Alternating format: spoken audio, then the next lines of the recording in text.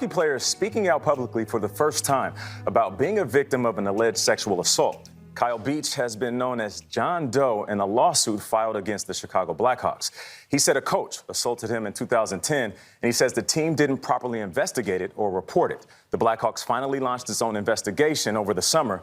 2 executives have stepped down, and the team has been fined $2 million by the league. We'll be speaking with Kyle in just a moment. He first spoke to a Canadian sports network, TSN. Warning, Beach's allegations are disturbing. Nikki Batiste reports. For Kyle Beach, playing in the NHL in 2010 was a lifelong dream. It was an extremely special moment for me. Unfortunately, a couple weeks after, those memories were tainted, and my life was changed forever.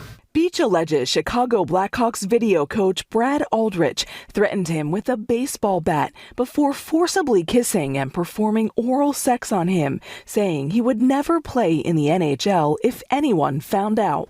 A 107-page report released Tuesday reveals Beach reported the assault to the team and concludes team executives ignored his pleas for help.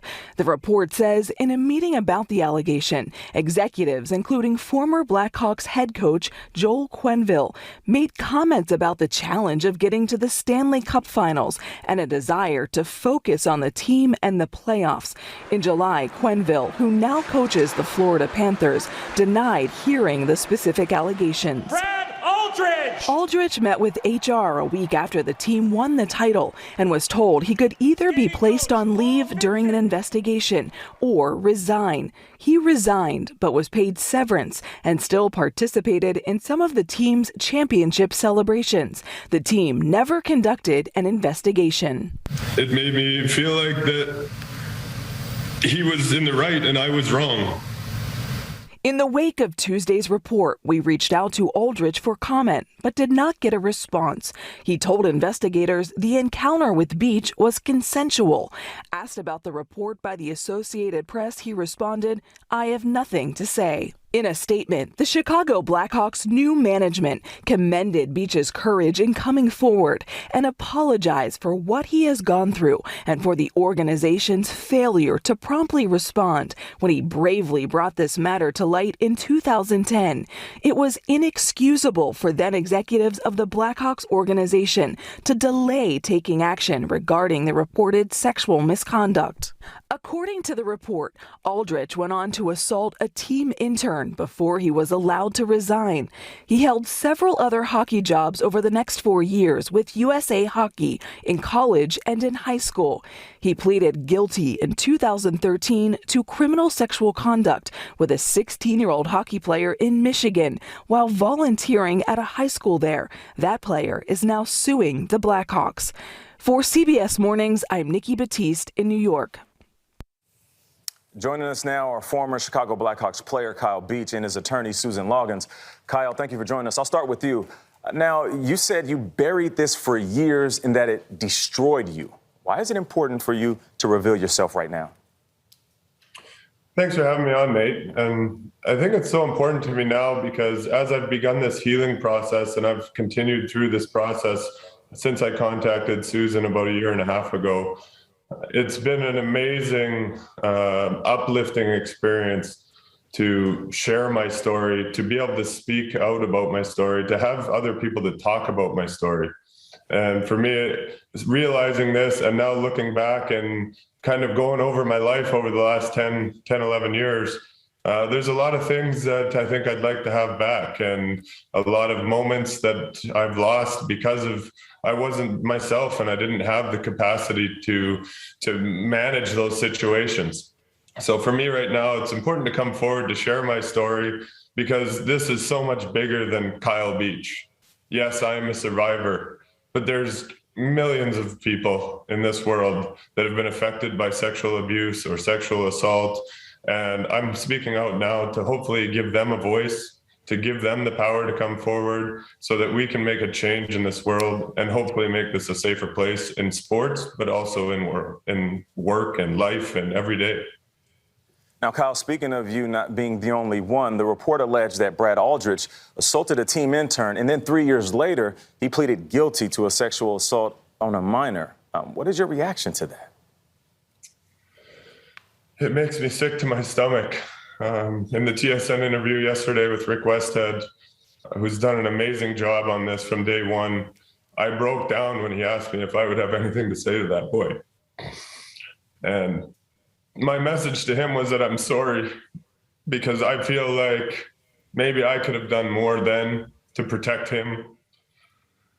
At the same time, I want to thank him, because when I found out about his story, when I decided to Google Brad Aldrich's name after a teammate had asked me about the incident, I found out about his story, and it gave me the courage and the strength and the power to ask for help and to inevitably contact Susan and to be where we are today, to make a difference and hopefully send a message to everybody out there that you're not alone and that you do have power and people will believe you. That's Kyle. I think what you're doing is so important, especially as a man, because there are so many stereotypes. And I know men who have been sexually assaulted, they feel like they should have had more power, that they should have been able to defend themselves. And I think by you coming forward, it's so important to know 1 in 6 people are sexually assaulted. So thank you for doing what you're doing right now. You know, the then head coach, Joel Quenneville, he's still coaching in the NHL. What would you have to say to him? Yeah, I don't have all the facts. I have seen the report that came out from the Chicago Blackhawks private investigation, and there's some pretty disturbing quotes from the one in particular from Stan Bowman, referring to Joel Quenneville and a conversation that they had in a meeting with several others, that he's quoted him as saying something along the lines of, "We can't deal with this now because we're so close to in the Stanley Cup final." And that is absolutely the wrong message. And now, Kyle, to read that and to see that, it's very hard for me to believe. And I hope now that I've spoken out, that the truth has come out, that the people in the appropriate positions will take action and take the necessary actions to make sure that this is dealt with and that this never happens again. Now, Kyle, you mentioned that the necessary action needs to be taken. 2 top executives have stepped down and the team has been fined $2 million. Do you feel like more needs to be done within that organization and across the league? I think more definitely needs to be done amongst the league. You know, like I spoke earlier, the NHLPA was contacted. Don Fear actually released a message this morning, and I thought it was a great message, and I accept his message. I do believe that they want to do right, and I do believe that they will make the necessary changes, and I hope I might be able to be involved in that. As far as the NHL goes, it's a very tough subject. I lost one of my friends, one of my former teammates, not so long ago, Jimmy Hayes, one of the best guys I've ever met in the game. And I hadn't been in touch with him for a long time. But from what I've gathered, he needed help and it never came. So whether it be with sexual assault or sexual abuse or abuse in general or drugs or anything else, I don't know when is it going to be enough for the NHL to step in and say enough is enough and take the necessary steps and take the necessary actions to make a difference and protect the players that make the NHL what it is. Kyle, thank you so much. I appreciate you stepping forward in your transparency. Your courage will help others do the same. We'll be right back.